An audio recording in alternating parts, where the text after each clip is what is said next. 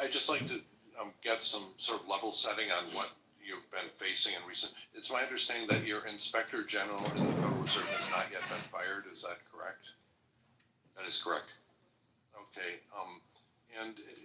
And you've not also had the high-level resignations of senior personnel as they've had in Treasury? Nothing like that? So no, nothing like that. As of yet, no.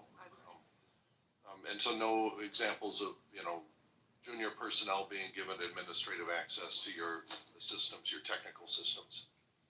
Are you talking now about the payment systems that we payment systems or other technical systems? No. Email systems? No. Anything like that? None of that.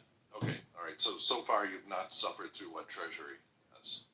Have you had any inquiries from other central bankers or commercial bankers from around the world about, what can we, uncertainty about whether the Federal Reserve will be able to continue doing its job if you suffer the same sort of intrusion that Treasury did?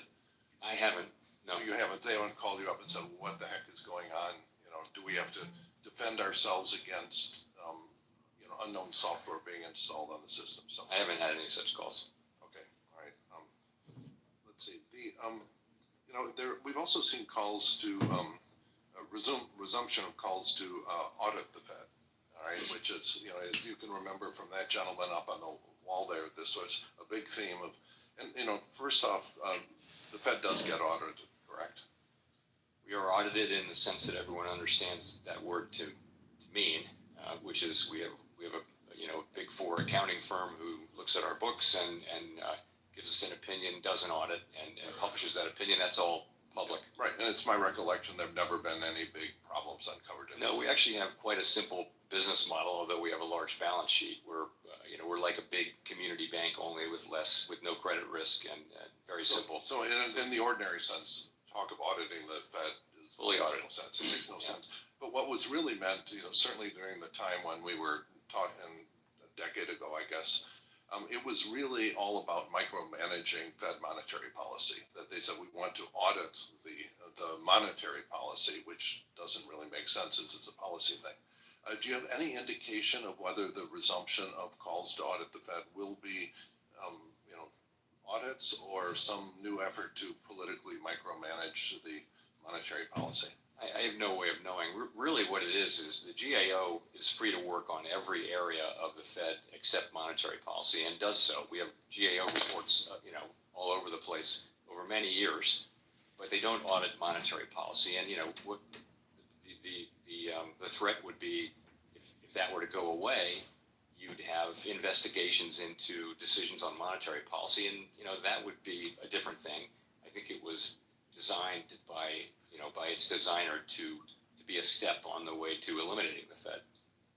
That is correct. Yeah, the calls to end the Fed came from the same wing of the Republican Party, and I guess still exists. I think we're up to something like 20 Republican sponsors of the end of the Fed bill.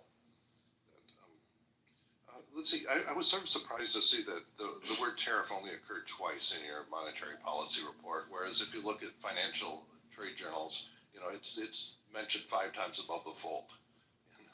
For those that read hard copies. So, this must be a very hard thing for you to deal with because, as you're aware, Trump's tariffs and other trade policies put us in a manufacturing recession a year before COVID hit. And so this is not a small thing if these resume. But you have to sort of filter out the chaotic noise and the guidance that varies hour by hour or week by week. So how do you actually filter that? You say correctly that let's wait to see what the actual policies are. But then that depends. If you listen, one day you get these are the actual policies. At some point you have to feed these into your macro models of what happens. And how do you do that filtering when there's just so much random noise on the signal? Well, I think it's straightforward now in the sense that no one knows pretty much what the exact policies will be.